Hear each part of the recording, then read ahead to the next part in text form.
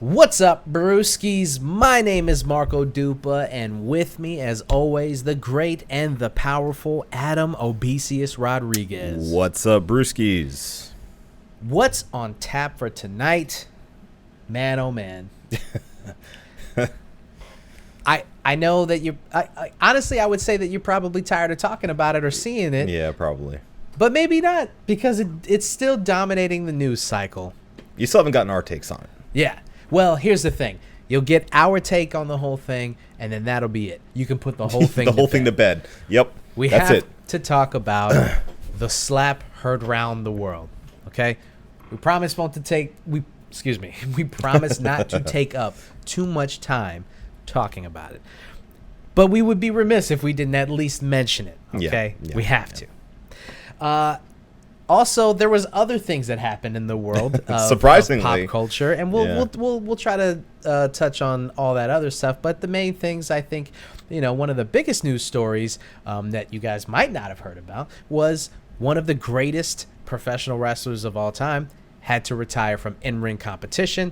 Hunter Hearst Helmsley, Paul Levesque, Triple H has retired. We'll talk about that. And last but probably not least, PlayStation has finally revealed their competitor to the Xbox Game Pass. And it's a bit of a doozy.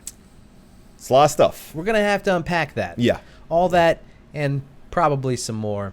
But before we get into all that, we got to get into this brewski. Tonight's brew is from Tactical Brewing Company. It's the Heed the Black Spot Black Lager, and we're going to get into even more of that after the break. So without further ado, this is episode 348 of the One Beer In podcast. Yeah, look at that. Gotta slice that wax open. See, this is what you would do as a tactical person. You would have something like this on knife at all times. Smith and Wesson. Smith and Wesson. Smith and Wesson. Smith. Shout out to Boot Camp Clip. Lost to be found. Someone save you when you're down. The song will be playing Yes, around I'm bored when it's bright out. So bored when it's bright out. 4 to 5 a.m. takes me to a place All right. where I fit in. This is the One Beer In podcast, a podcast where two brews hopefully crack open a brew. Oh, yeah, There it is. There we go. And we see where that one brew takes us. Hair in there. As I said, episode 348. Thank you guys for listening, joining, subscribing, commenting. All that stuff that you do with a podcast. We're back again week in and week out, and we're excited to talk about what the fuck is going on. And I am kind of just vamping before I get this beer in my hand. So, Good job. thank you. You did it. You did it. Thank you. Thank you. Thank you. All right. All right. Right. Clink up, my friend. Cheers.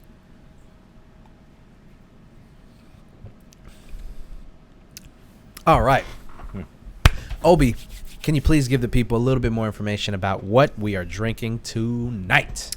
Well, as you said earlier, we have the Heed the Black Spot from Tactical Brewing Co. I'm sorry if I sound a little stuffy, by the way. I'm just coming off of a cold. It's not COVID. That being said, this is an Imperial Black Lager aged on Panacea oyster shells. That is all the information I have because that's all they give us on this bottle. But it's an 8.6% ABV. As has been explained to me, they brewed it, and as from what I believe, the shells were kind of added in towards the end of the brewing process. They were conditioned on the oyster shells, so it's not like, they boiled oysters in the beer. Yeah. So when you drink it, you're not being overwhelmed by like a briny saltwater flavor.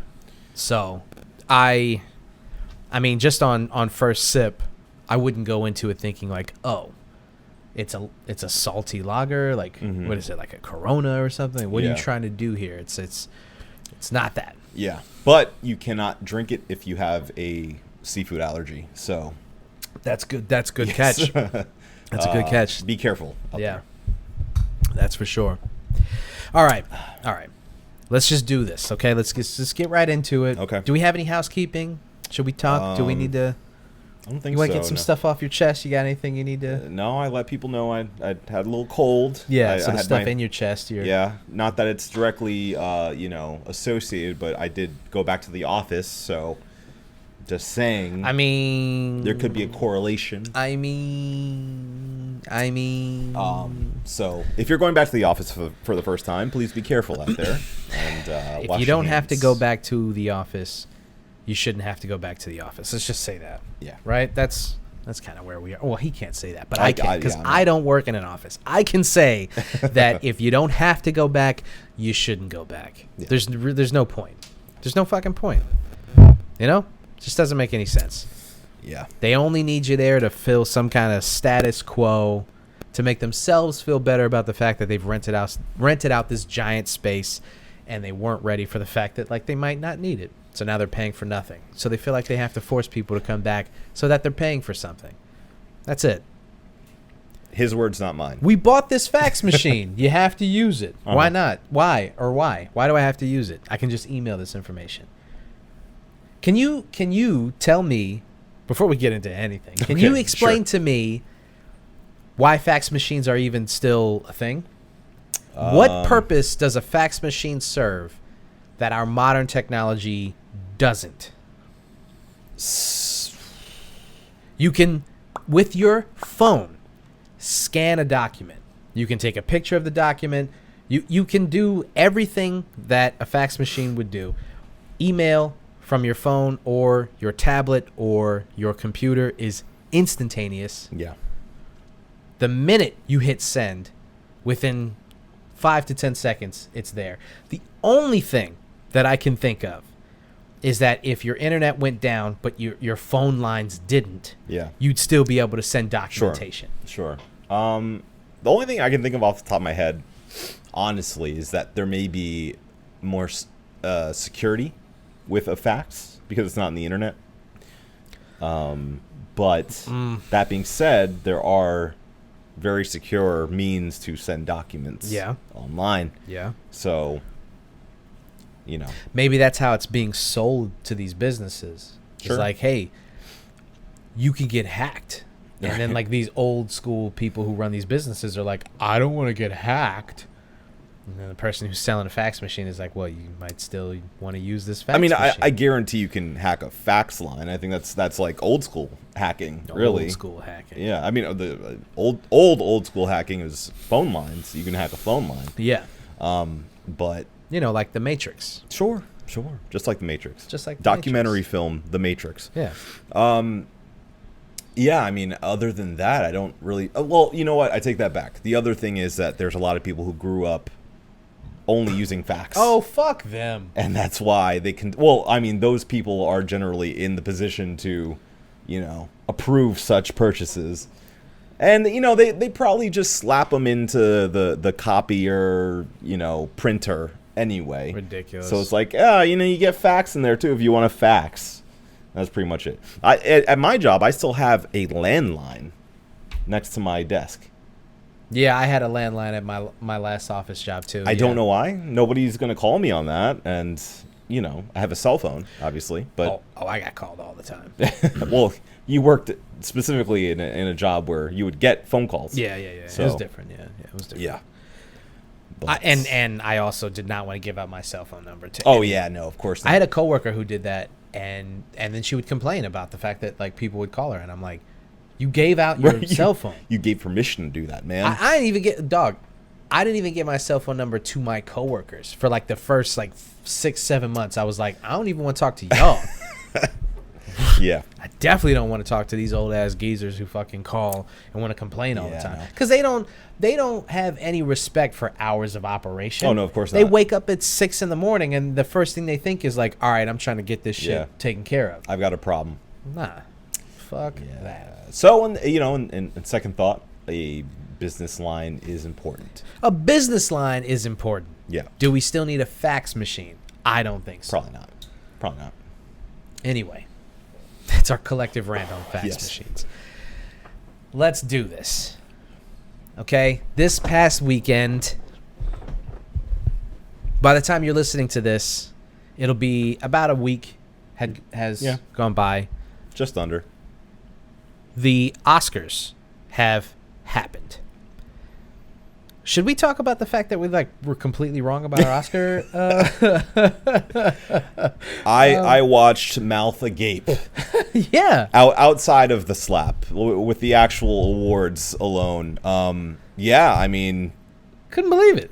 pretty surprising. Yeah. Pretty surprising that Power of the Dog got snubbed. Snubbed. Yeah. Got nothing. Crazy.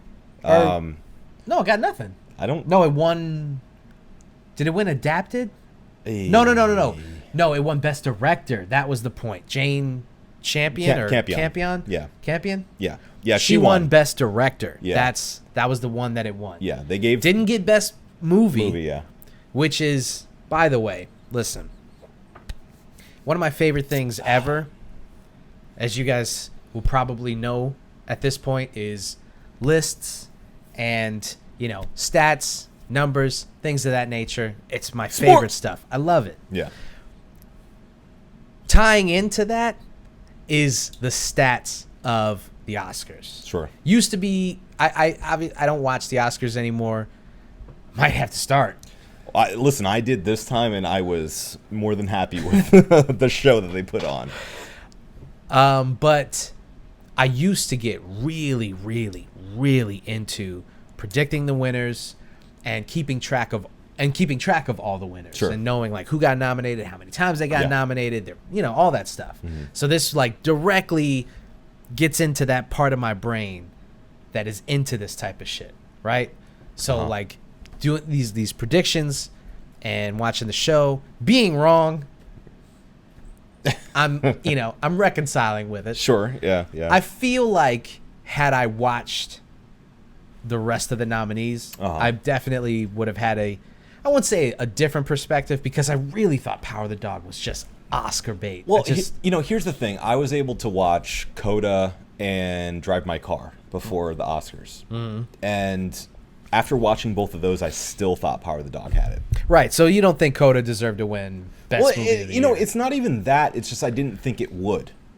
Well, do you think it deserved it, though? I'm not mad at it, but it is just such a, it is an up-the-middle family drama. Yeah.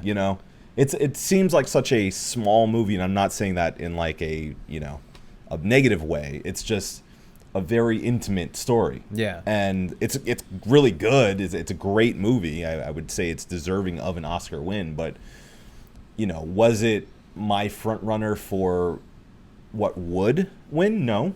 I still thought Power of the Dog was bigger of a movie and seemed to be, it had the whole period piece thing. Mm-hmm. Gay Cowboys, Jane Campion, a favorite. White English guy playing an American. White American. Right. Yeah. All that stuff. All of that. But, that being said, it's not as surprising in Monday morning quarterbacking. Yeah. That Coda won, because it was kind of a barrier breaker, because if you don't know, it's about deaf people in the deaf community, and the daughter of deaf parents and deaf brother. Yeah, that's what CODA stands for, Children of Deaf Adults. Yeah.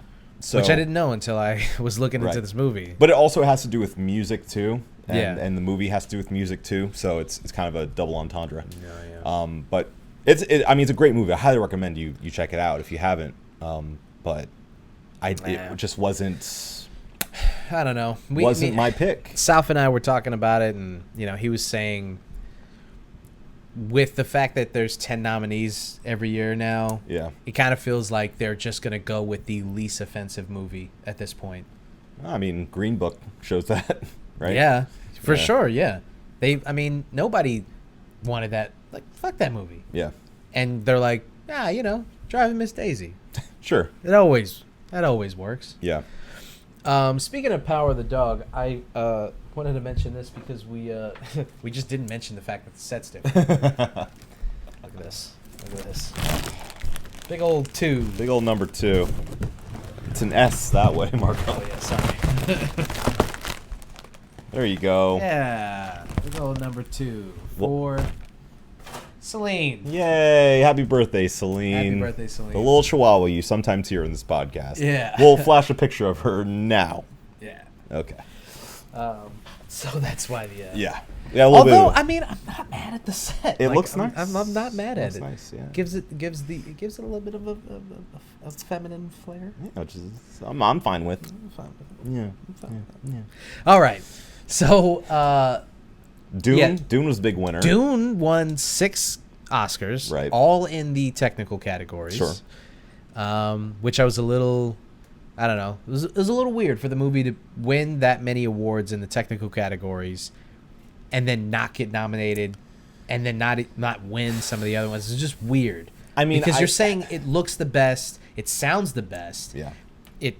Everything else except for the actual movie Yeah.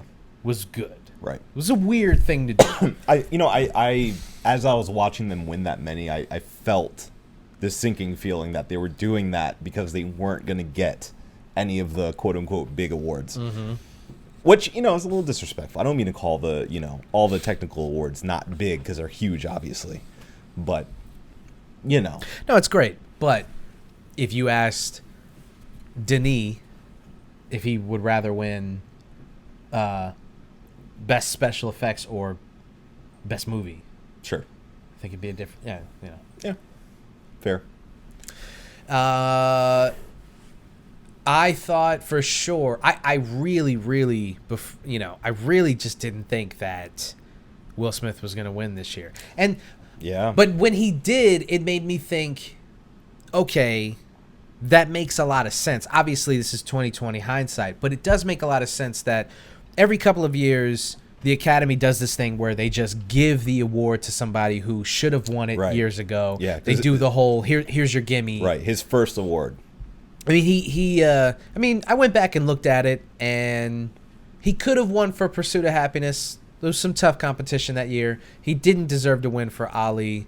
He had a lot of competition that year that definitely deserved to win over him.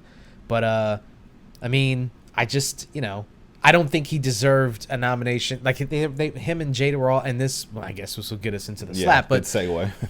him and Jada were butthurt about the fact that he wasn't nominated for Concussion, and I just don't think he deserved to be. He may be nominated, but he didn't deserve to win for Concussion. Although, I'll have to look back at who won that year Sure. to give a better Comparison, opinion on yeah. it. But I just don't think. I mean, his performance wasn't better than Pursuit of Happiness,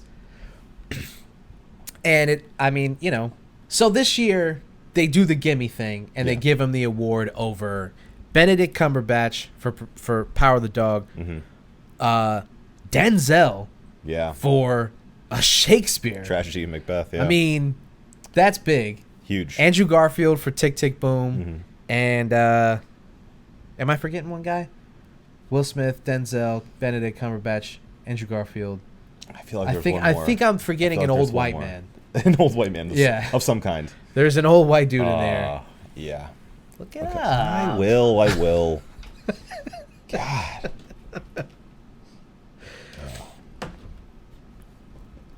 Hold on. Come to me. Come to Butthead. Come to Butthead. Javier Bardem. Javier Bardem, not Being an the old white dude, Ricardos. an old Latino man. Yes. So, all right. Let's stop beating around the bush. Okay. The broadcast is going on without a hitch at this point. Yeah.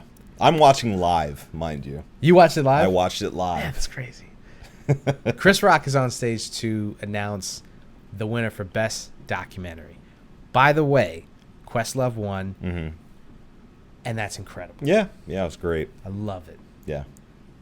Shout out to Questlove. Yeah, he very- could have been my Cheers of the Week. Yeah. Very, very heartfelt award reception, despite the circumstances. Yeah. As Chris Rock is up there, he's riffing. We now know that the joke in question wasn't even part of the rehearsal. Oh. That was an off-the-cuff joke. Did you know that? No, I didn't. That was an off-the-cuff joke. Oh.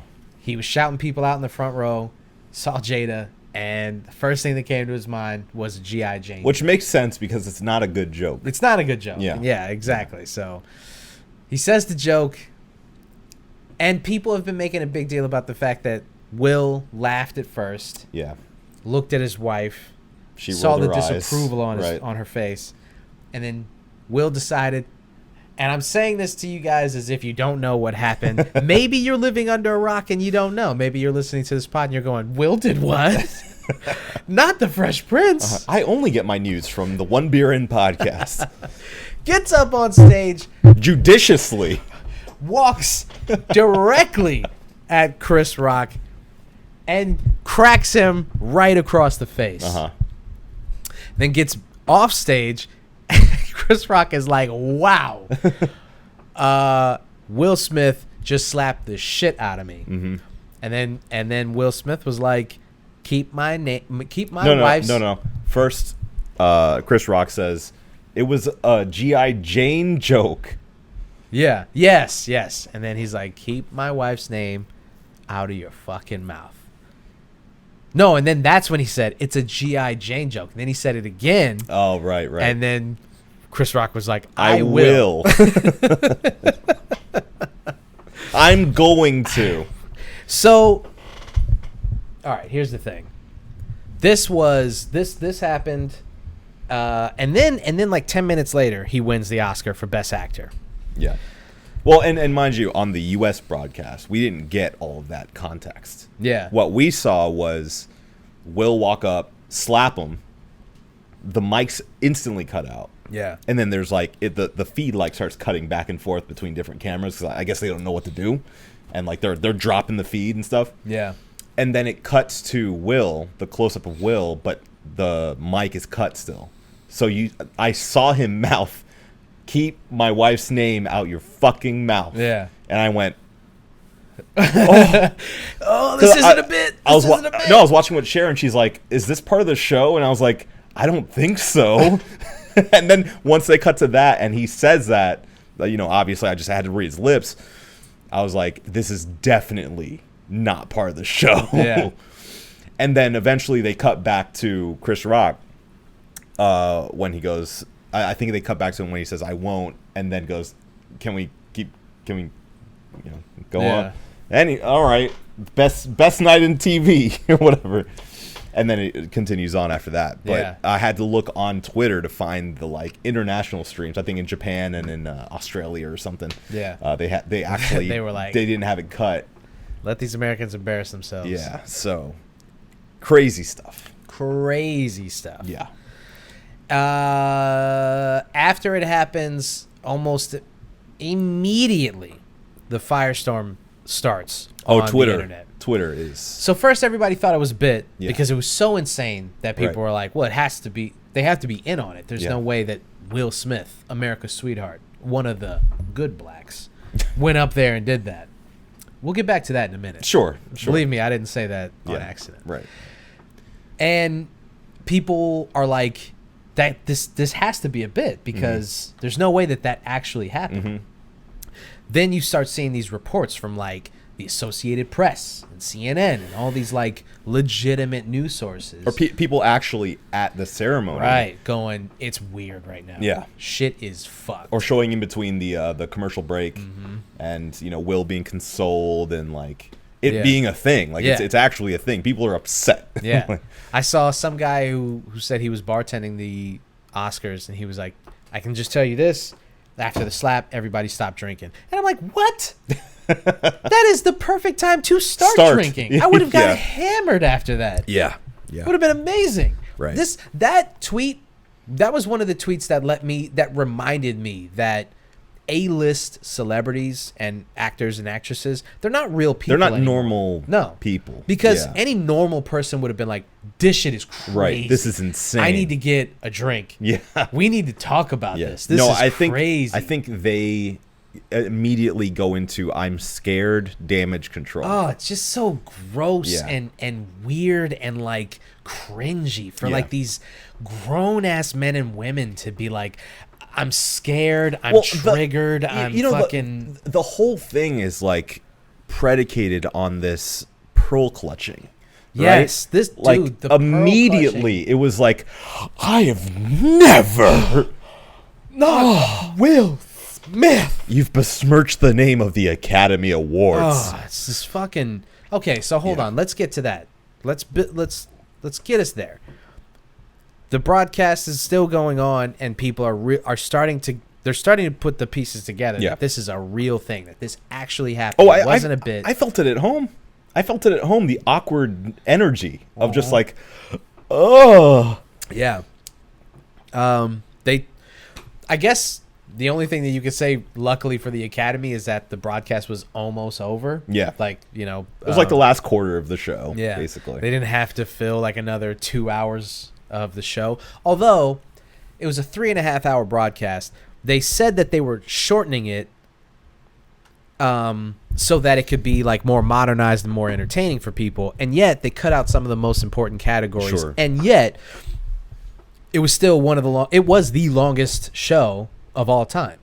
So you cut out all of the like, I don't want to say unimportant, but like if you make them non-televised and they used to be televised, you're signaling to those people who win that award that it's not as important as, you know, adapted, you know, screenplay, director, yada yada yada. Yeah, well, and then they gave Ryusuke like way little time for Drive My Car. Right, he just didn't get to talk about it at all. Yeah. Samuel L. Jackson won the honorary Oscar this year, It and wasn't even televised. It was given to him by Denzel Washington. Yeah. That, by the way, is more disrespectful than anything Sure. that I saw at. You have Denzel presenting an honorary Oscar to Sam Jackson, and you're like, "That's fine. We'll do that at 4:00 in the afternoon, untelevised. Get the fuck out of here. That's so disrespectful." Yeah, it sucks. So, finally, we get to the end of the broadcast, and everyone has kind of figured out the fact that like it wasn't a bit, it was unplanned, and now we have to deal with this. Yeah. So here we are dealing with this. And over the course of the past week or so, we have been dealing with this. And it's the only thing that people can talk about. Sure.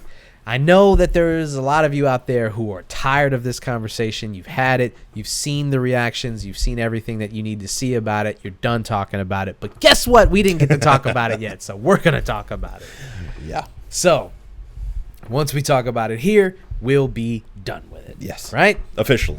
Okay. Yeah. So, the floor is yours. or should I start? Do you want me to start to kind of take some of the pressure off of you? No. I'll start. Okay. It's fine. It's fine. How did you feel? How do you feel about the slap? Okay. So, as I said, I feel like a lot of this has been a whole lot of pearl clutching, a whole lot of, oh my goodness, how could this happen? He's besmirched the name of the Academy, and you know, comedians. This entire like, response from comedians in general about their craft being attacked. Yeah. It's all a little much for me, folks. I'm sorry. I mean, it was a very shocking event, obviously, and you don't expect somebody like Will Smith, one of America's sweethearts, to do that. But you know, I've been mulling it over in my mind since it happened, and I get the response. I understand why he would feel the need to do that. Okay, given all we know about Jada's alopecia and the fact that beyond that, this past year has been hell for his relationship. Right? It's been a terrible time, and he's had to deal with a lot of stuff. Yeah. Okay. So I get it. This was essentially the last straw. I think that's what we saw that night. It wasn't that the joke was necessarily so bad. It was just that was it. Yeah. He had been sort of been through the ringer enough, and that was it. So I get it. On the other hand, he shouldn't have done it. Okay, that's where I stand. First of all, it made him look weak. I know some people don't feel that way, but I feel like if you can't control your anger in a moment like that, it shows a level of weakness. It looks like strength, but it's not. It shows you can't control yourself. Yeah. So what I would have done in that situation, sitting where I am right now, because I don't know, but sitting where I am right now, is I would have taken it. I would have gone like, all right.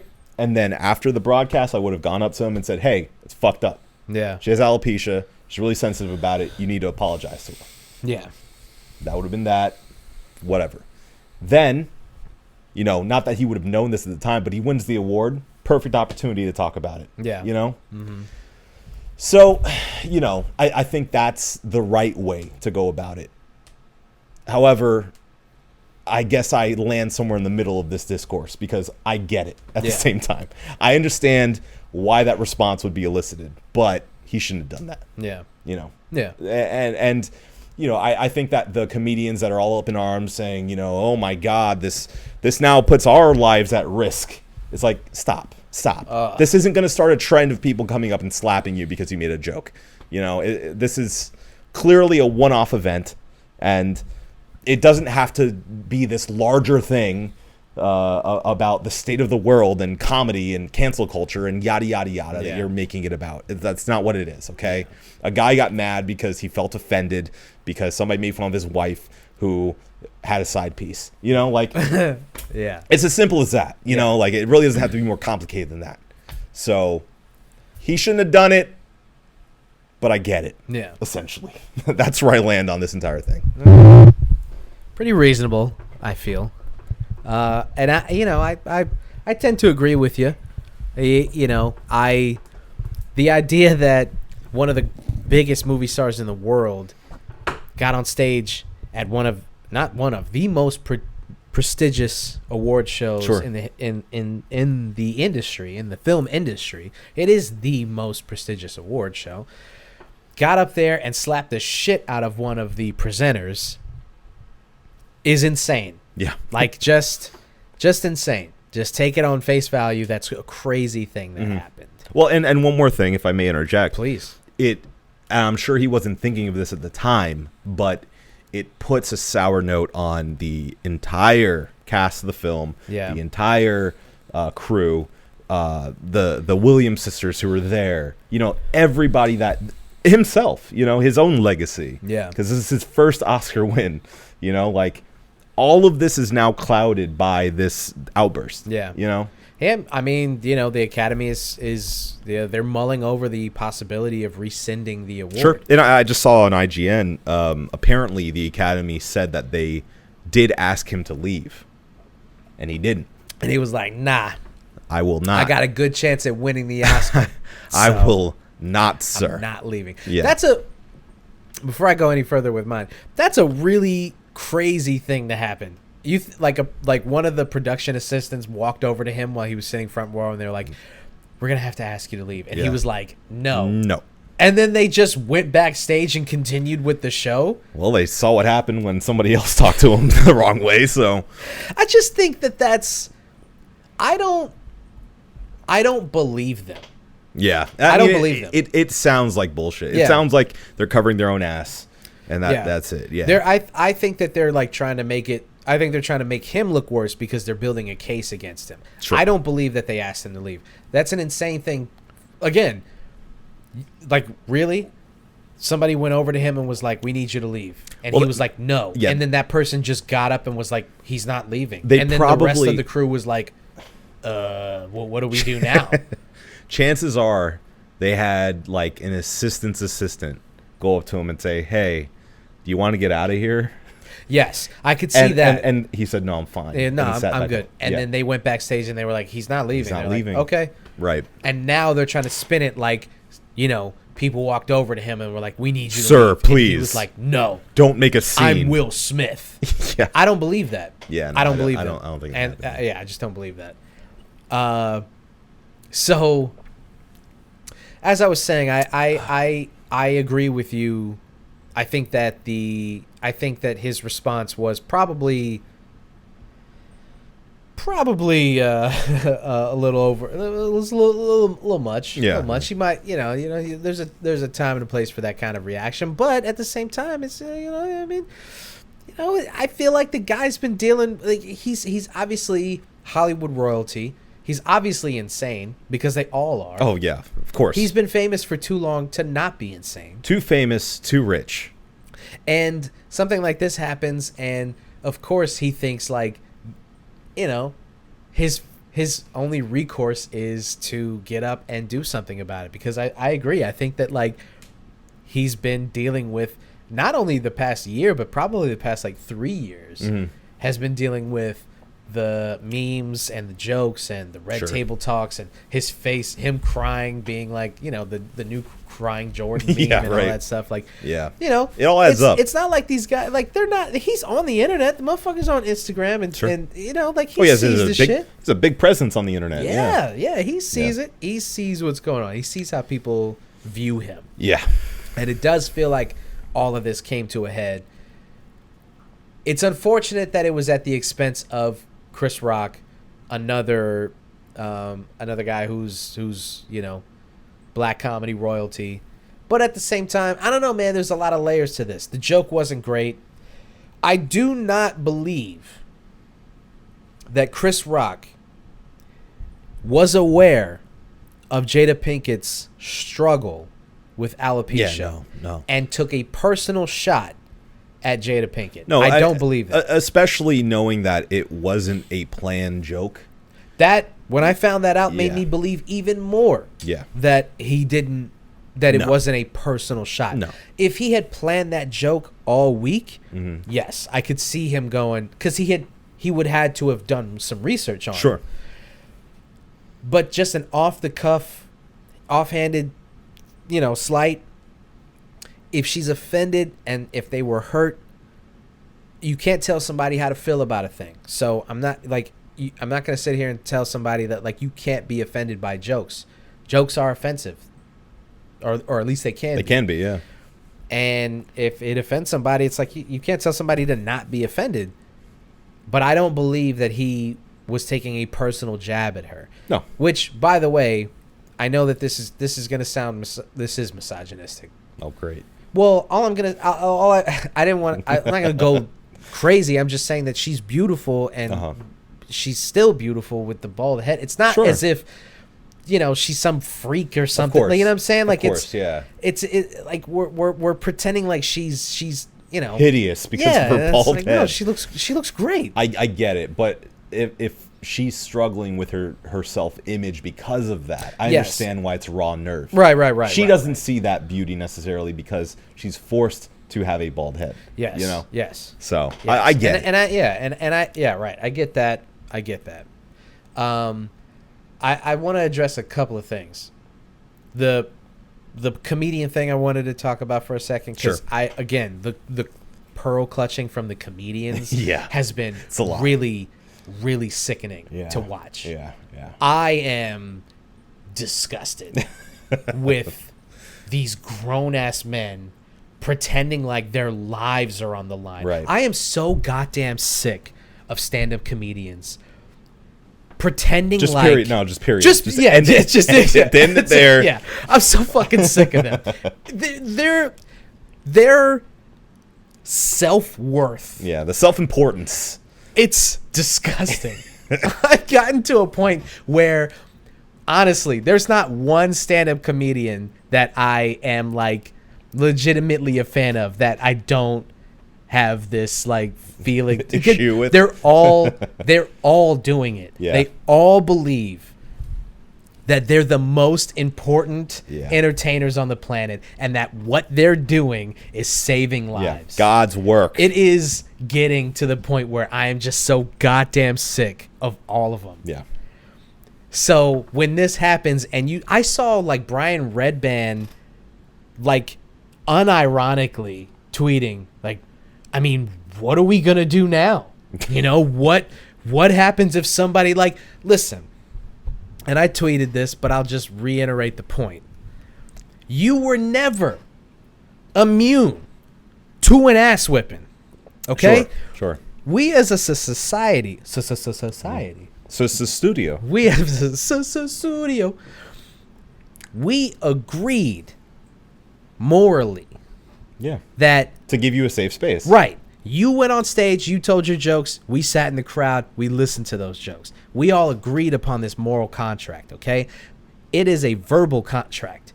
If a guy in the back decided that the shit that you said was offensive and you got your ass handed to you for that, I'm not saying that it is okay. What I am saying is that shit's gonna happen. These opinions are coming from people who did not grow up around people who did not know how to take a joke and would slap the shit out of you at a moment's notice for laughing too hard. Sure.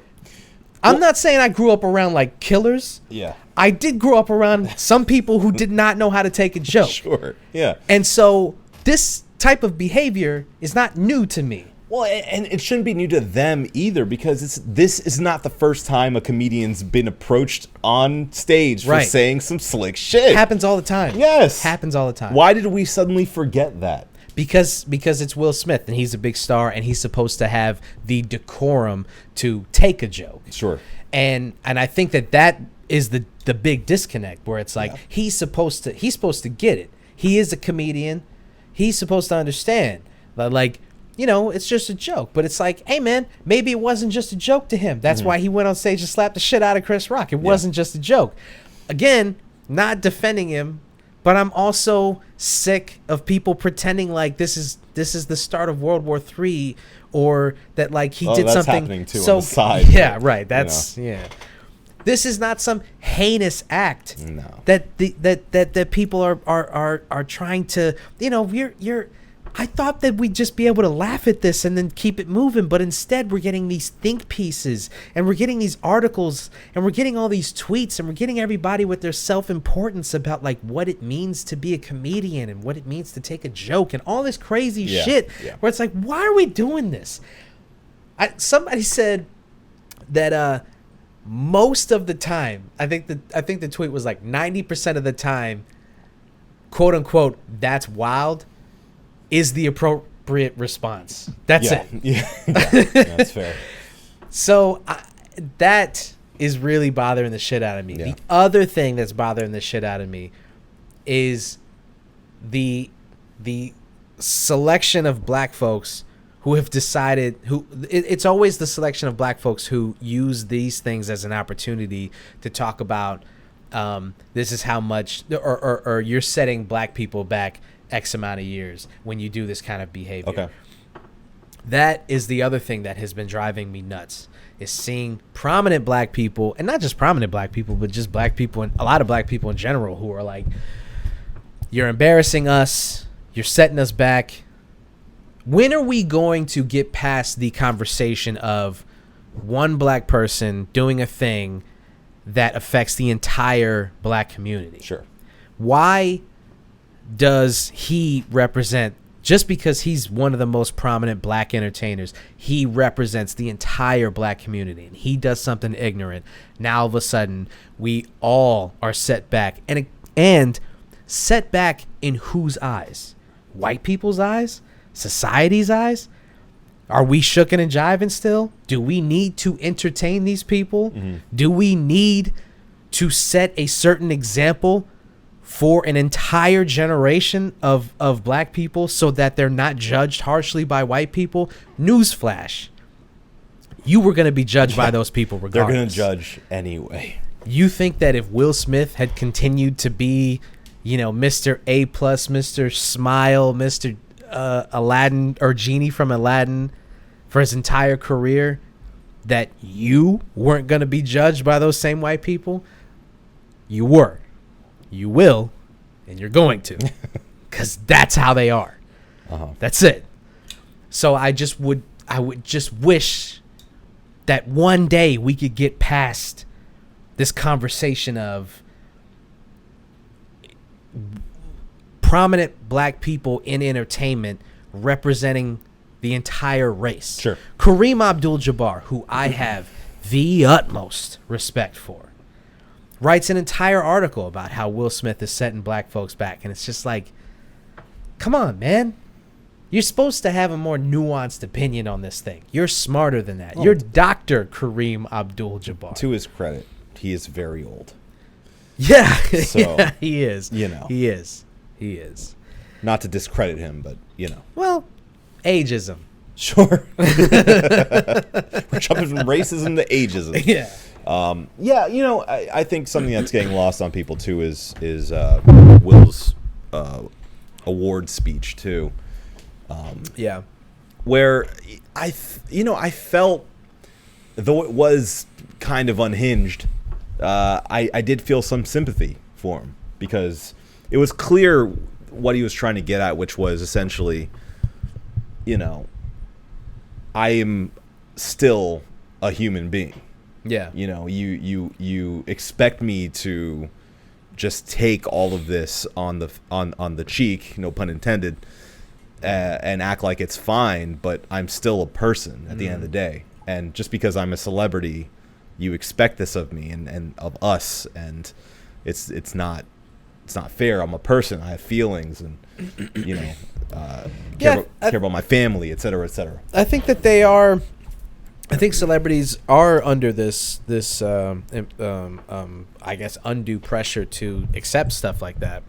Yeah. And when one of them shows that they are just a regular person who maybe doesn't know how to take a joke, again, it's this pearl clutching, and it's like everyone is aghast and their mouths are agape. Right. And it's like, yeah, but if you just met a guy named Will Smith at your job and you made a joke about his wife and then he got in your face about it, you'd be like, whoa, whoa, whoa. Yeah. Chill, Will Smith. Well, why are you...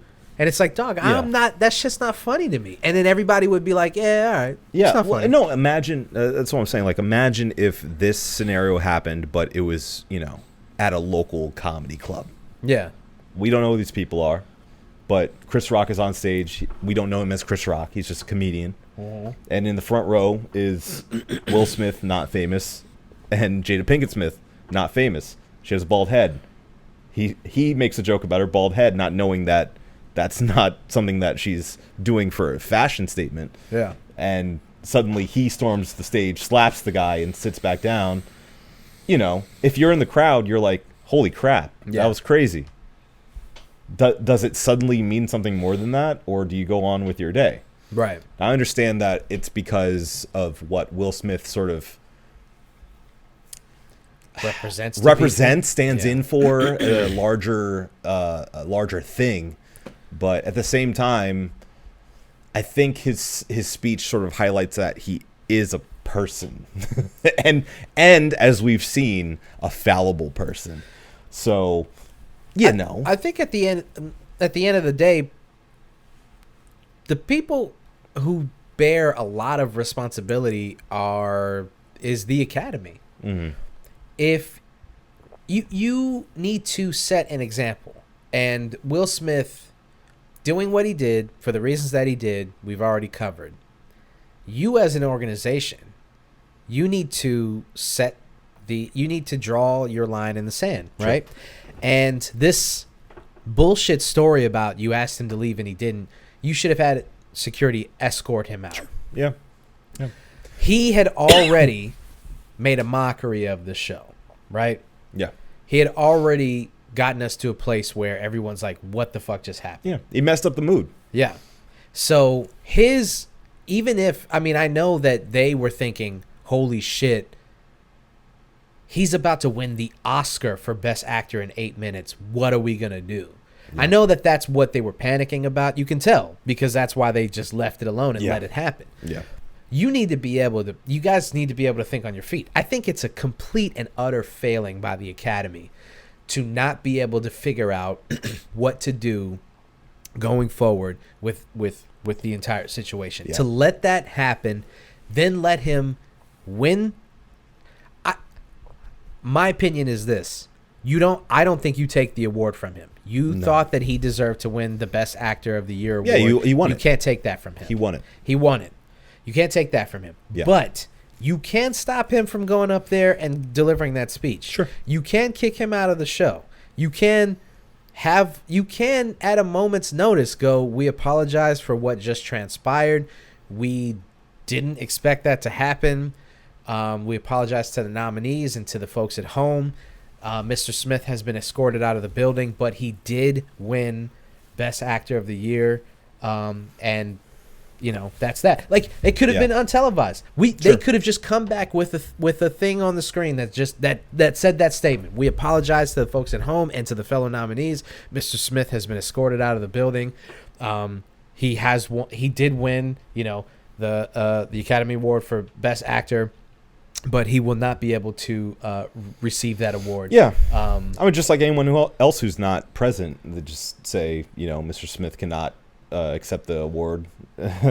On his behalf. One of the producers could come out there and we are accepting this award on Mr. Smith's behalf. Yeah. He has been escorted out of the building. Or the Williams sisters. Something. Yeah. Like, be able to figure that shit out, man. Yeah. Now you guys look like hypocrites because again, people are, and this is probably the funniest and craziest thing that has happened since all of this has gone down.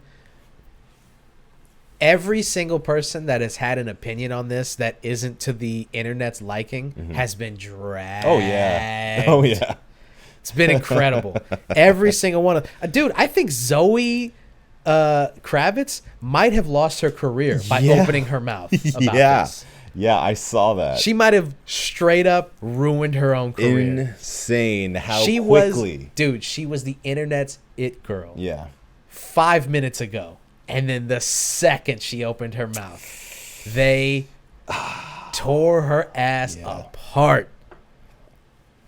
And they just start coming with these weird ass receipts where you're like, wait a minute, y'all was just sitting on this shit. Just waiting. We haven't been having this discourse about her. Yeah. Now everybody wants to talk about this stuff. Yeah. Her, Jim Carrey. Mm-hmm. Who else has been getting dragged? I mean, those are two of the big prominent ones. A lot of the comedians who have been speaking out. Right. As soon as they open their mouth, it's like, wait, didn't you? This you? Yeah. I've seen them going after Tom Segura. Oh, yeah. Well, Tom Segura is a little different.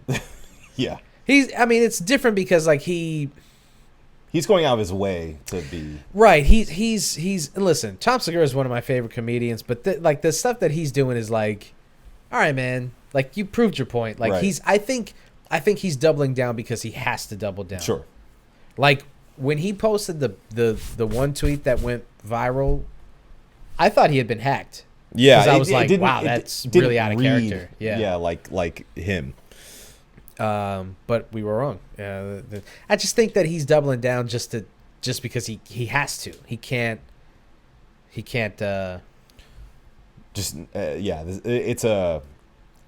hill he has to die on now. Yeah, because he made such a big deal about it. But every comedian that has opened their mouth about it, they've gone after them, and I don't know.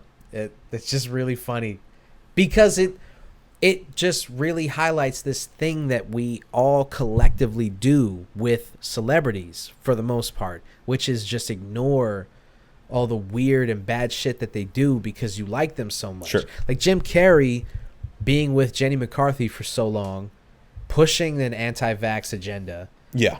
And then all of us collectively just letting it go because we love Jim Carrey so much is a crazy thing that we as a society did. Yeah. You know? Yeah. And we were all aware of it. If you're our age, you were aware. Like, I remember him doing that. I remember Jenny McCarthy. I remember that shit vividly. I remember seeing it on TV and going, that what? Wasn't that like, don't we know that that's fake already? And her going around to fucking all these talk shows and whatnot. I remember that shit.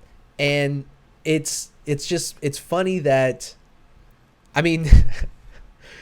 we have recorded so much stuff. I really hope that one day, one day one of us doesn't get too famous to have a shitty opinion, and then some guy go through hours and hours of Why wait? We already have so many bad opinions.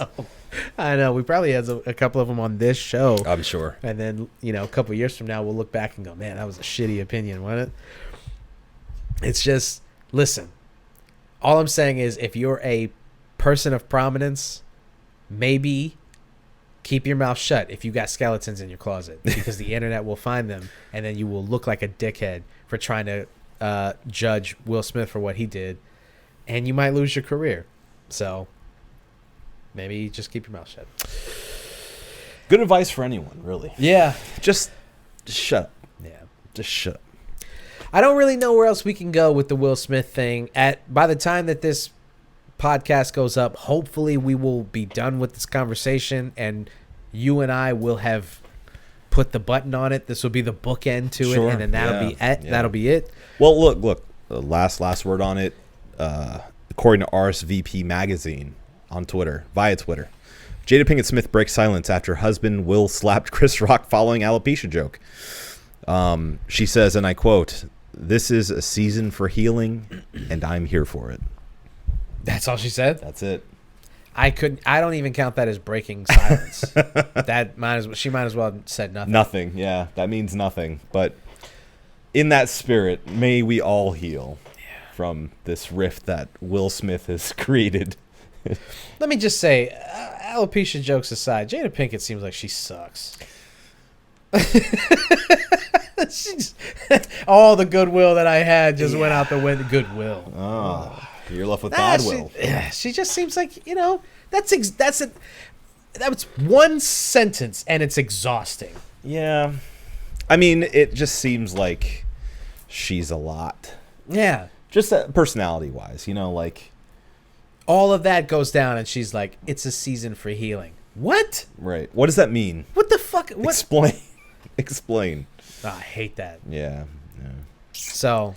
Well, as we said, rich people, famous people are not regular people. No, they are not. They are weirdos. And that's the thing, man. They're fucking weirdos. Don't invest too much time and energy into these weirdos. The worst thing you could do. I learned this when I was younger. I invested a lot of what I believed about the world and about people into these fucking weirdos before I realized that they were weirdos. These actors and actresses and writers and musicians and all these people, I invested a lot into them, thinking that they were they were above the craziness of society, when in actuality they're a reflection of it. They're the pinnacle. Yeah. Of the craziness of society. So just take it from me as a former, a person who had weird parasocial relationships to these people. Just don't do it. No. Okay? Because they're weirdos. And all you'll be is disappointed, man. It's like the don't meet your heroes thing. Find your heroes in real life. Yeah. Yeah. All right. Let's move on. Let's move on. Move right along. Let's go into something completely different. Okay. Right? You can do PlayStation or Triple H. So drastically different that it's what direction do we even go? Let's knock Triple H out first, and then we can get into the minutia of PlayStation. Well, his physical condition knocked him out without us having to do it. Okay. Bing, bang, boom. I tried. That's fucked up. Wow. Well, surprised if Triple H doesn't come running up and slap you in the face. Man, I would love it. Oh, you die. Yeah. Break my fucking face. Big hand. Big meaty claw. So, Triple H, one of the greatest professional wrestlers of all time, he'd been gone for a minute. He had gone radio silent for a while. People had said that he had been having some health struggles for a minute. Said that he had some kind of surgery, but there was no real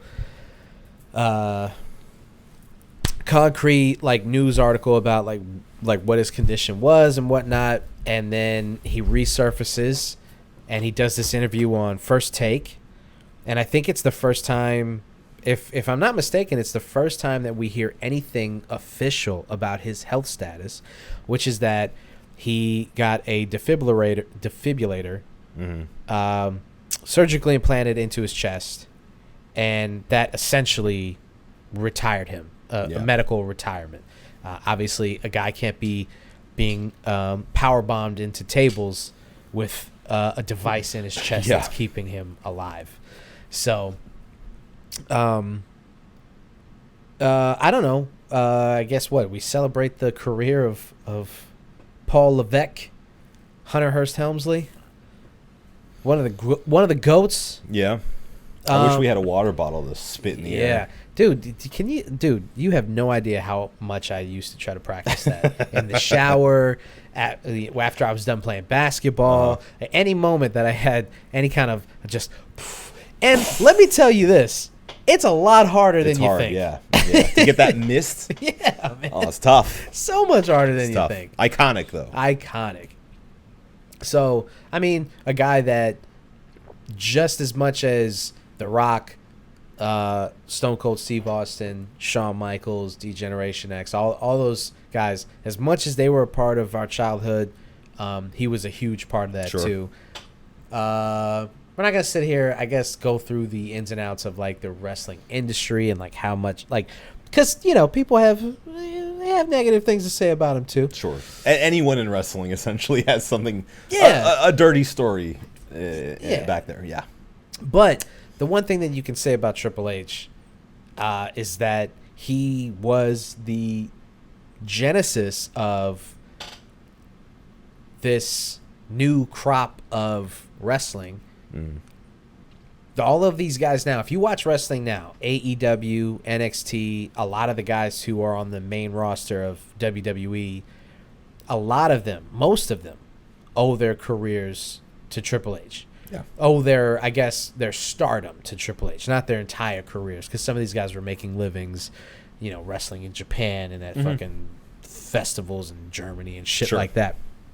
But the guys who are big off of just being themselves, a lot of them owe that to Triple H, because he was a guy who seemed to, once he got behind the corporate desk, understand or have his finger on the pulse of what people liked about professional wrestling in the modern day, which was not beefy bodybuilders who didn't know how to move and couldn't talk on the mic and needed a manager to fucking sell their shows or their matches. I sit in the background going, right.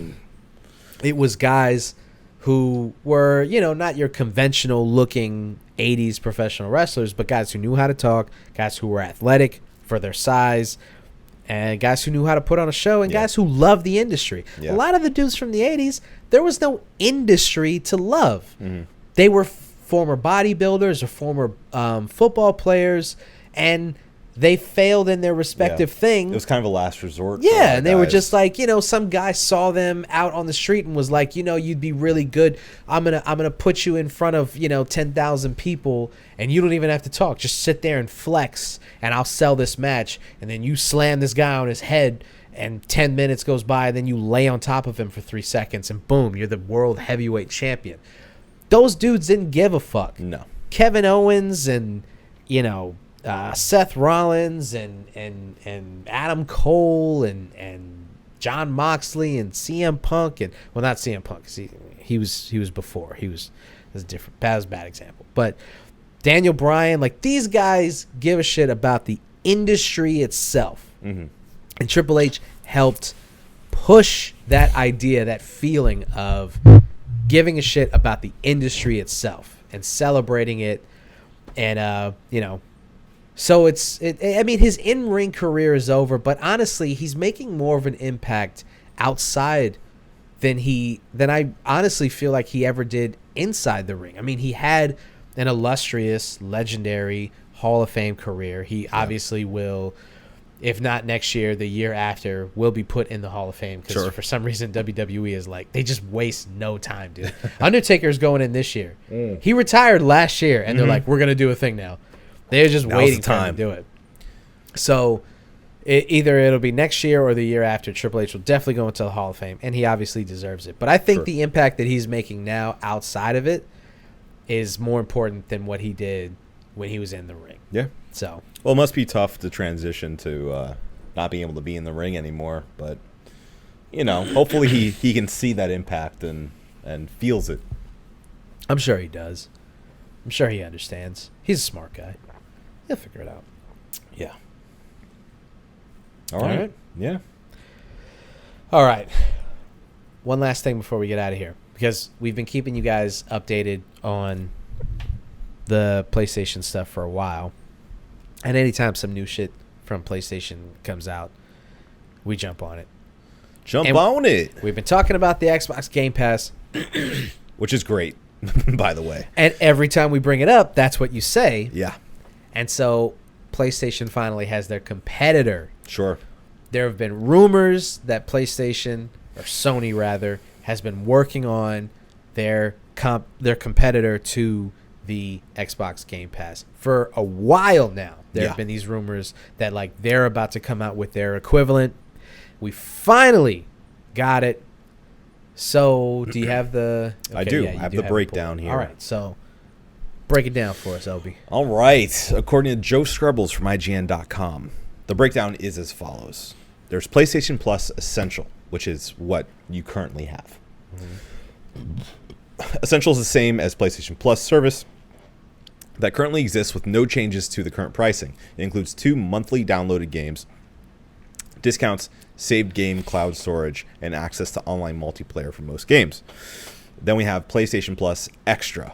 The Extra tier includes all essential benefits and adds a catalog of around 400 PS4 and PS5 games that can be downloaded anytime while you're a member. It includes first-party and third-party games, but no new exclusives will launch into the service. In the US, it will cost $14.99 monthly, $39.99 quarterly, or $99.99 yearly. Okay, and that's it for that. And then there's finally PlayStation Plus Premium. Premium includes all the essential and extra benefits and adds 340 extra games to the catalog, including PS1, PS2, and PSP games for streaming and download. PS3 games will also be available, but only to stream. Streaming can be carried out on PS4, PS5, and PC. Premium members will also receive time-limited trials of some games. In the US, that will cost $17.99 monthly, $49.99 quarterly, and $119.99 yearly. Right off the bat, I mean, those prices aren't that bad. Yeah. I mean, I spend a lot yearly on Amazon Prime, and the benefits of that are, Prime Video, and obviously the 2-day shipping and the different things that they offer and all that stuff. But I mean, if you have the means to spend that thing yearly, I mean, honestly, I was thinking I would do PlayStation Plus Extra, but $120 for Premium.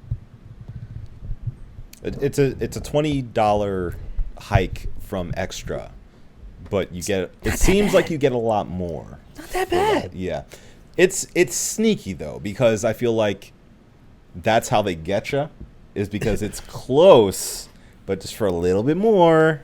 Tell me what I'm not seeing here, because right now I'm not upset. I feel like it's not that bad of a deal. What am I missing? I mean, the thing that bugs me is that you can't download PS3 games.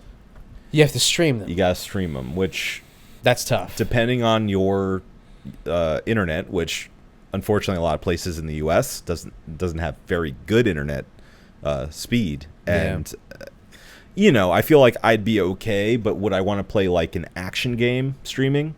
Probably not. RPG, fine. Puzzle game, fine, probably. Yeah. But anything that needs me to be like a Call of Duty or something, no way. would I want to stream that kind of game?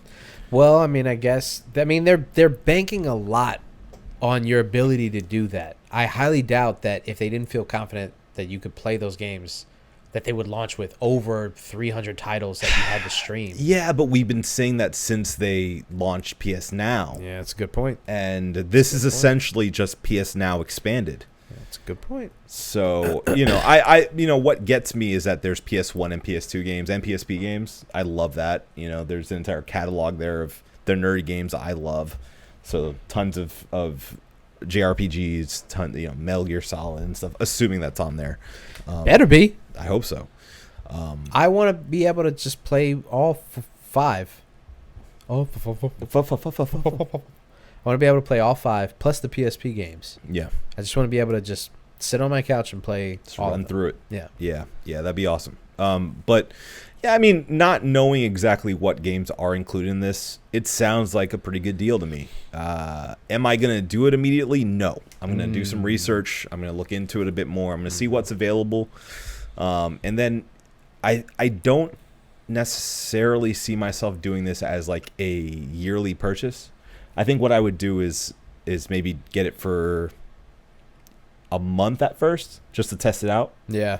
And if it's something that I see myself really, using and making the most of, then I would go quarterly. And if I get used to it, then sure, I'll give them the year, But for now, it's just like I don't really need to go down the retro path right now, and that's what's most appealing to me about this currently.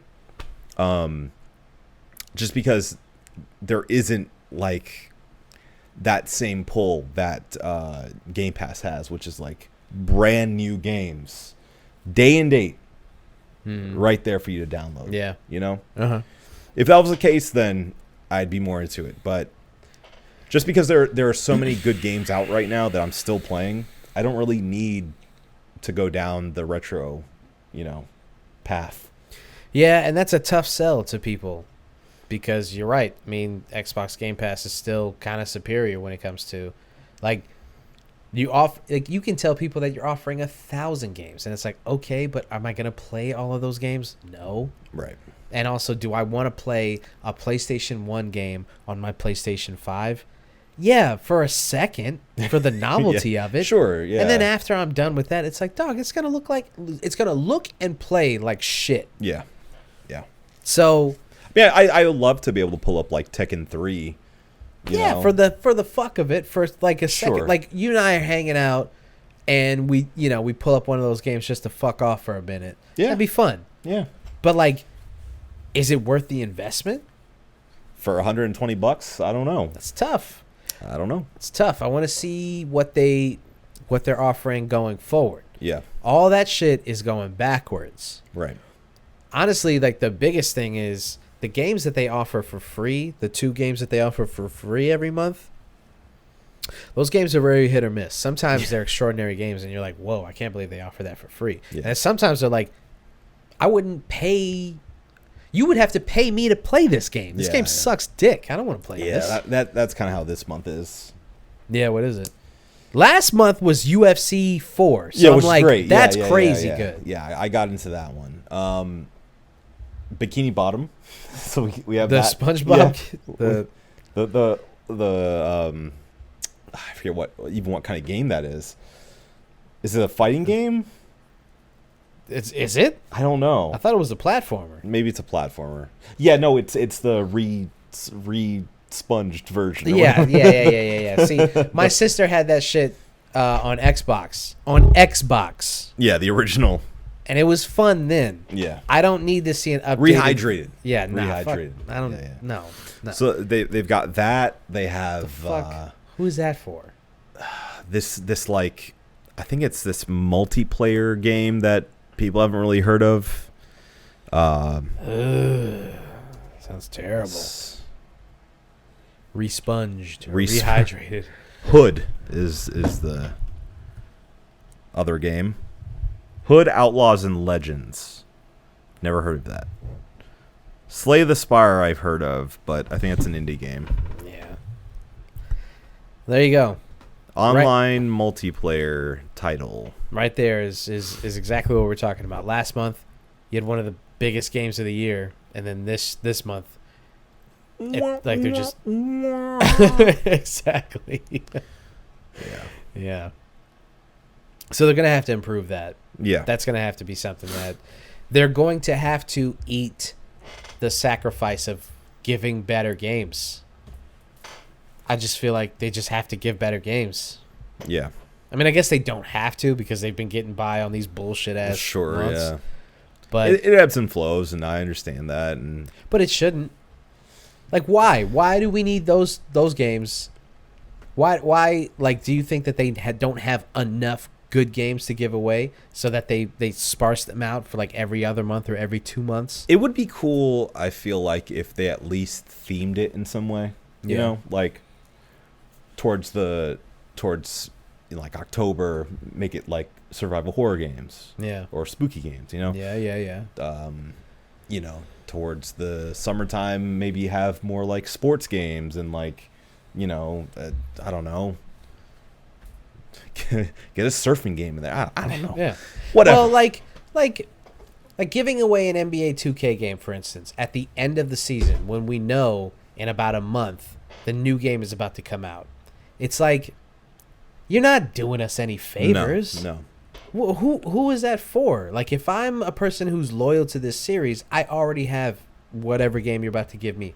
And if I'm not, why would I buy and I'm thinking about buying the game, then I'm just going to wait a couple months and get the current game. Why would I get this old shit? Yeah. You know, so it's like, give a game like NBA 2K away halfway through the season instead at the end of the season, because the people who were going to buy it already bought it at the beginning, and then you can still give it value to the people who are curious about it that's without losing the value of giving it away too early. Yeah. And then if you get addicted to the game, then you buy the next year's when it comes out. Right. All-Star Weekend rolls around, and there's a break in the season. It's the halfway point of the season. That's when you give it away. That month, what is All-Star? February, I think? January, February.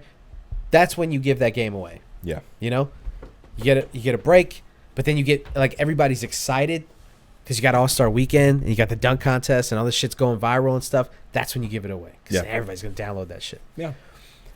So, I don't know. It seems like it seems like there is a lot of shit that they're trying to do with it. There is a genuine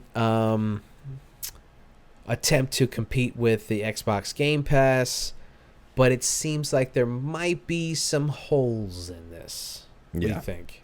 Yeah, no, I agree. And this is the first real announcement of it, and I'm sure we're going to get a full like PlayStation state of play about it and get more information as far as what games are included, what services are included, et cetera, et cetera. So this is really our first look at it, and you know, I'm interested to hear more where it stands now. Again, you know, I will dabble. I'll try it for like a month, but I'm not going to jump in immediately to get the full year. And I suggest to do the same because specifically it depends on how well your internet works. So don't waste your money. My internet's pretty good. Try it out first. That's all I'm saying. Try it out. Try it out. All right. We have our cheers, but we don't have anything to No cheers. beers. Do you have something to cheers? I do. It doesn't have to be new. We just need something. Oh, sure. Oh, sure. Well, all right. Go right ahead. I bought the beer. The least you can do is get it. All right. All right. All right.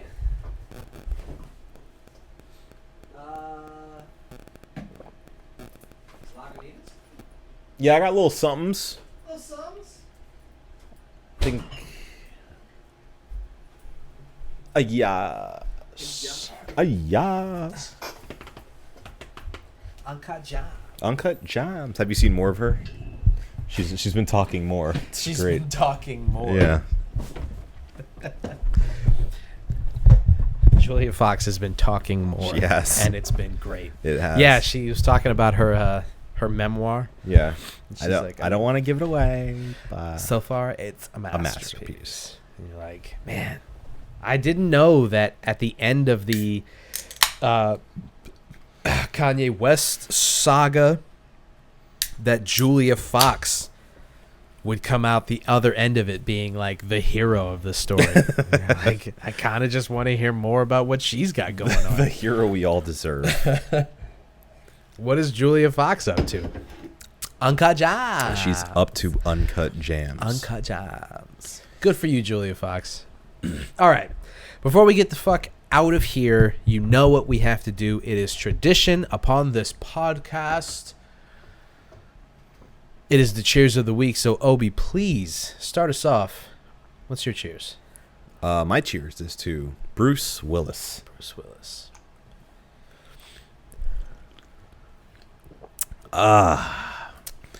Cheersing him because, unfortunately, it's been announced that he's stepping away from acting. I know in recent years hasn't had the best string of films. He's been highly criticized. Specifically, Basically collecting a check. yeah. Unfortunately, recently, Red Letter Media, who I love dearly, has had kind of a special on him and collecting the checks in his terrible movies. But it turns out it's for a reason. And that is because apparently he has a condition called aphasia. Aphasia. Which is sort of from what I understand, a degenerative disease that makes it sort of hard for you to understand and speak, sort of. So obviously that's something that affects his ability to work. So he's decided to go ahead and make an early retirement at this point. So I just wanted to say, big up to Bruce Willis. I remember, I think it may have been in the 5th grade, we had sort of a booklet that we were supposed to fill out that had a bunch of questions like, what's your favorite color? What's your favorite animal? And one of the questions was, what's your favorite celebrity? And I put Bruce Willis. Bruce Willis. And they said, why? And I said, because of Die Hard. And I shouldn't have seen that movie at that age, but I went ahead and put it anyway. And I remember the teacher thought it was really cool that I put Bruce Willis. Yeah. So obviously a guy that's been, a major player in my life and enjoying films, and from Die Hard to Unbreakable and Sixth Sense and Fifth Element and all his straight to DVD. Pulp Fiction. Can't leave out Pulp Fiction. Of course. Great resurgence. Yeah. So definitely deserving of a cheers in my book. And I wish you well, good sir, and hope you enjoy your retirement with your family. You deserve it. 1000%.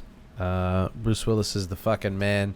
And even if he spent the last 5 to 10 years doing video on demand movies, that doesn't take away from the just the pure greatness that he's put on screen, man. Sure. I mean, Die Hard, there's only, honestly, I don't even know how bad It's a Good Day to Die Hard is, because I haven't seen it. It has to be really bad. Yeah, it probably is. Really it bad. probably is. Yeah. Live Free or Die Hard, those Live Free or still Die Hard is the great. shit. Yeah. And I'll hear no slander. Yeah. Because it's awesome. So there are definitely 4 good Die Hard movies. At least. Yeah. Maybe 5. Maybe. We should watch it. Yeah. Just to see if it's... We should. Should we do the Mission Impossible thing? And Another just go series through, of the Die Hard and movies? just go through all the Die Hard movies? I'd be down, yeah. I was thinking of maybe making you do The Lord of the Rings. Ah, okay. I'm down for that. And The Hobbit. Aren't there 3 Hobbit movies too? It's so much. My friend, I have the extended editions of all of them. Adam, that's so much movie, On dude. 4K. It's crazy. Yeah. I mean, if you wanna take a 1 beer in hiatus and do like we did with the Mission Impossible stuff, Yeah. I'd be down for that. Okay. I'd do that. Okay. I'd be down for that. We'll talk. Okay. Yeah. My cheers of the week is going to Mr. Prince Rogers. It's the 30th anniversary of Sign of the Times. One of the greatest albums ever made. One of the best double albums to ever come out. I mean, double albums usually suck because it's just too much music to try to. We've talked about this. You know, it's hard to make a classic out of a double album because it's just too much. It's too much. Yeah, it's too much. You know, less is always more, except for when you're Prince. Sign of the Times is one of the best albums ever made. I listened to it today because I saw that Questlove posted about the fact that it's the 30th anniversary, and I was like, no shit. And I looked into it and everything, and then I played it while I was working. I was like, yeah, this album is still to this day incredible. It was right in the thick of Prince's, like, you know, golden era, where he was just like, here's Controversy, here's Purple Rain, here's Sign of the Times, here's 1999, and you're just like, how does he keep doing this? This is he can't keep getting away with this. Exactly. And he couldn't, but he did for a minute. And you know, this is some people would say he did enough. Okay? He didn't. Oh, he bet your fucking ass. Did he more did. than enough. Some people would say that this is his magnum opus. Mm-hmm. I think it's a toss up between this, 1999, or Purple Rain. Honestly, I think Controversy is a great album. Yeah. Dirty Mind's fantastic. I mean, just everything after his second album, you're just like, whoa. I mean, he just kept doing it. The Batman soundtrack is fucking awesome. Yeah. Like, the dude was untouchable in the 80s. Yeah. Untouchable. But this a lot of people would consider to be his magnum opus. And it's the 30th anniversary. And there are people out there, as surprising as this may be, who have not really sat down and listened to Prince. They've heard, like, the big songs and everything, and they know who he is and all that jazz. And I'm not going to slight anybody for not doing the fucking Prince deep dive like I and you have. But I would say that you could start with Sign of the Times. And, you know, that'd be a good place to fucking diving board off, you know. I'm trying to think of the word, but like Launchpad? I don't know. Yeah. Launchpad McQuack off of to start your love of Prince's music. I think it'd be a good place to start. Catapult. Yeah. Thank you. I think that was the word that I was. Yeah. Yeah. I think so. Yeah, that was it. So, there you go.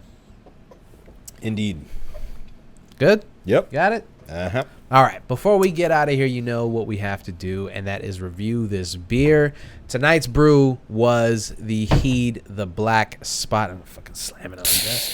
From Tactical Brewing Company, a local brewery here in Central Florida. If you are local, then you probably know about this place, and if you don't, you would do yourself a favor to go into Tactical and grab something from them. They have a great lager. They have a great Vienna lager, and I'll just say that they have a great black lager. They do. I'll leave the floor to you, sir, to start us off. What did you think? I thought it was quite tasty. Very rounded in flavors. It has a lot of dark, sort of not oaky, but like a OT. Like a roasted kind of reminds me of almost like a porter flavor. But the more I drank it, the more I got of a bit of that brininess that we didn't get too much of it at the start. And it's funny because it almost reminded me of like a squid ink, with the darkness and sort of just that hint of that shell flavor. Very interesting beer. I actually liked it more than I thought I would, because generally the thought of having like shells in your beer kind of grosses me out. Yeah, it's a bit of a turnoff. Yeah, it's strange, but it worked for this one. It really did. It added an interesting note to it. That being said, I'm going to give it a 4.5. I really liked it. I would get it again. And it was just very interesting. Yeah. Liked it more than I expected to. Fuck. I was going to give it a 4.5 too. Okay. I feel like last week we were unanimous too. Mm. We may need just a person here just to be a tiebreaker, just to pop up and just be like, I didn't like it. It sucked. Yeah, it's terrible. Yeah. I honestly, it's not. I didn't really get the brininess of it. I didn't really get the.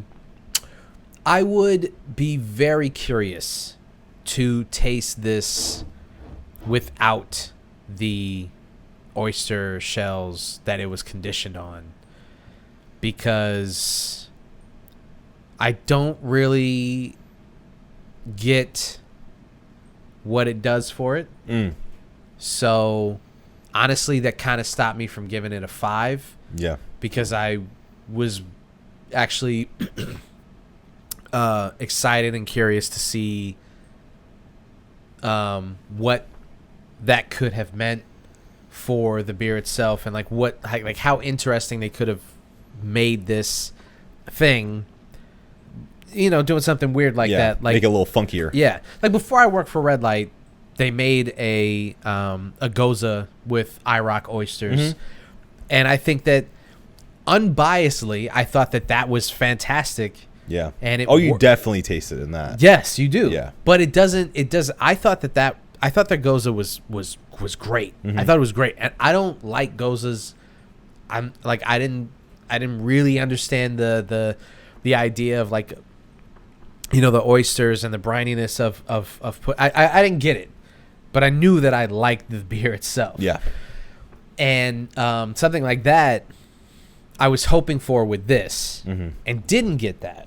Sure. That doesn't say that. Not to say that this isn't a good beer. It's fantastic. I do think, however, I wouldn't say it's false advertising. I would say that it's like, it might turn people off that would really enjoy this. Yeah. They see the oyster thing and then go. I think that's what happened to me, and why I gave it a 4.5 was because it wasn't quite as briny as I was expecting it to be. Yeah. And at first I was apprehensive, but the fact that you don't get much of that brininess, I got a little, and it may just be suggestive, thought here, but I feel like I got a little bit of that, like a little bit of saltiness to cut into some of that sweetness of the lager. Yeah. But that's kind of why I liked it. Yeah. At the end of the day, it's still pretty good. Yeah. So, Yeah. Unanimous 4.5 for Tactical. Here. Think we got it? I know we got it. Well, then let's get the fuck out of here.